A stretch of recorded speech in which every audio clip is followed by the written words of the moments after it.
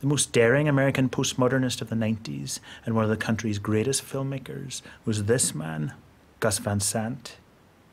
Painting, the last thing that I was painting were these landscapes. And definitely in my own private Idaho, for instance, the whole barn crashing into the landscape was literally from one of the paintings. The film was full of empty landscape shots, golden light, the open road. Van Sant had intended to shoot other images and use them to show what the hustler felt as he lost consciousness, but he didn't have time to film them. But we did have the one image of the barn falling. So since I had this like singular image, which was somewhat like, I guess, the singular image in The Shining of the blood coming out of the elevator. I think we should discuss what should be done. It was this one standalone special effect that was really beautiful. So we tried it just right in the middle of his orgasm because it was another kind of falling, you know, I think. Van Sant's signature film, Elephant, was also about the fall from grace of young men. No movie of the 90s was more complexly connected to film history. Elephant was a response to the shootings at a school in Columbine.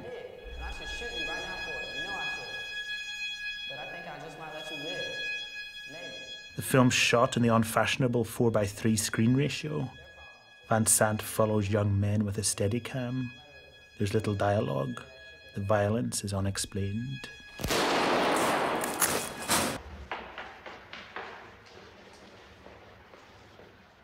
"14 years earlier, the British director Alan Clark made a film called Elephant, which used Steadicam to show the driven, almost trance-like walking of gunmen in Northern Ireland.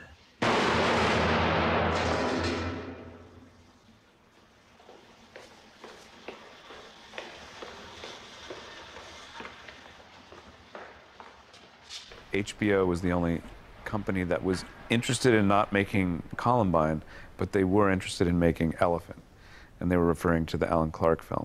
So it became known to us as Elephant because of that label, and I think it sort of was a similar statement. It was like a very abstract statement about Columbine.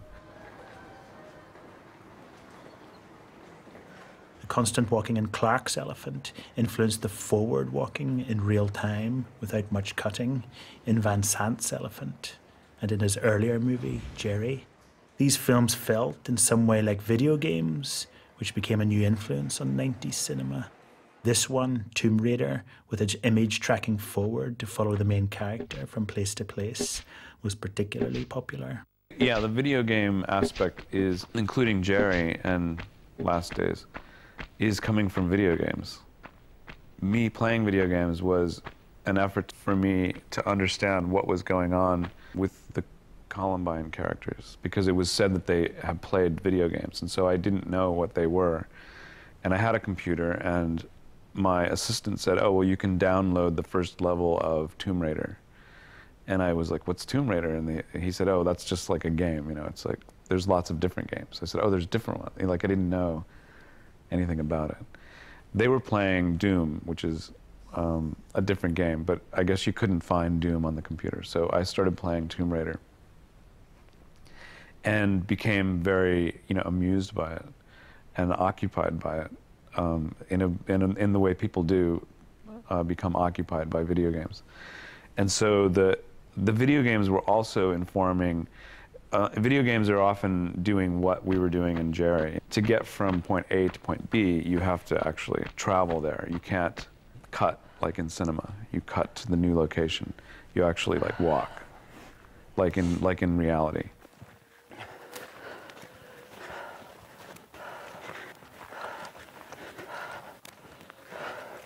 Because of that, I started thinking about like cinema like that.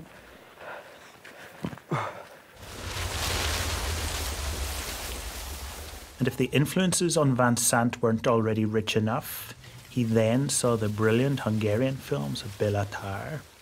Tower, Satan Tango shows the beauty of walking to and epic forward camera moves and the expressionism of glowing litter.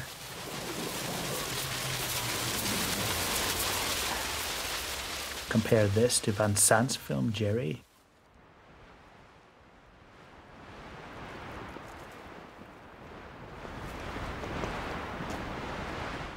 But this obsession with the beauty of walking, moving through space in real time, couldn't be applied to another Van Sant film, Last Days, which was inspired by the death of rock star Kurt Cobain.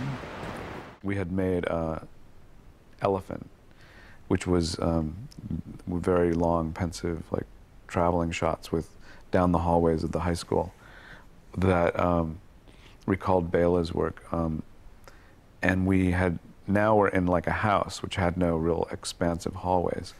And so our DP sort of like thought of Jean Dielman and thought maybe we should think in terms of that rather than traveling shots, maybe more fixed shots, which we did. Jan Dielman is full of such fixed shots. It's this Belgian film by Chantal Akerman. Akerman films square on, in kitchens and domestic settings. Some of the shots of the rock star in Last Days are remarkably similar.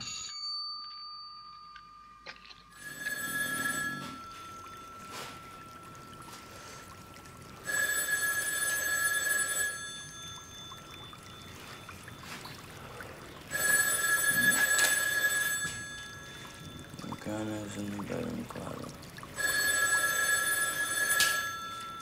Thanks. Jan Dielman is one of my favourite films, and in fact in this documentary that we're making in our section on Ozu, Right. a bit of Dielman because the camera's as low as in Ozu. Yeah, Ozu was also on our minds, and because of the where you have your camera now, I mean, it was however many 30 inches off the ground. I think it was like a 40mm lens, and so yeah, we always had it like 36 inches off the ground, and it was always a 35mm lens.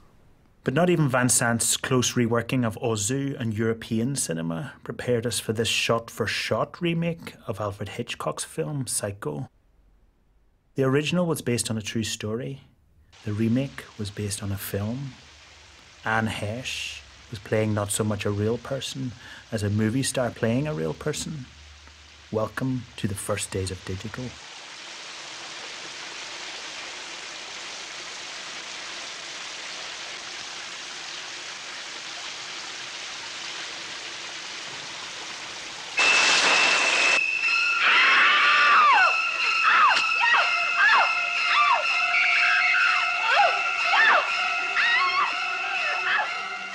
Van Sant's movie departed from the original only in tiny details, such as here, where he inserts unexpected shots of clouds into the famous shower sequence.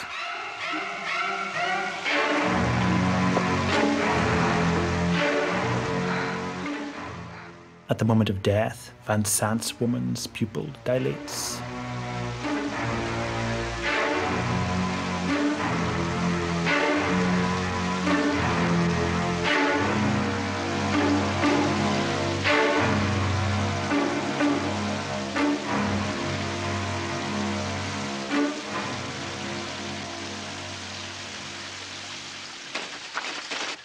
And in the 90s, you could show more nudity.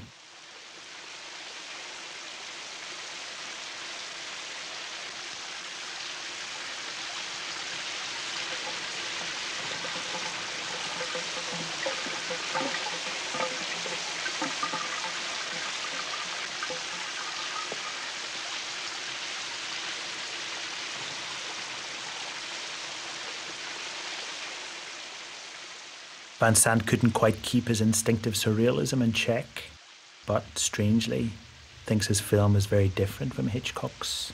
The intentions of the movie was to see what would happen if you tried to, literally do the same thing. What did happen, and what I learned from it was that even though your camera angles are actually the same, the performances are close, that the kind of intentions of the filmmaker and the soul of the filmmaker is different. My Psycho became devoid of like some of the most important things that were in the original, which were these sort of dark underlying tensions. You know, in mine, it's the dark underlying tensions are kind of like not there. There's something else there that doesn't really fit with what Psycho is. So it kind of became a, you know, an example of how you can't really copy something. I think that I think it's just the way that I've been, you know, creating and relating to film structurally, as being a language all its own, and being basically the language itself being what the film's about, you know, what films are generally about. They can have subjects, but in the end, it's the language that's the true subject.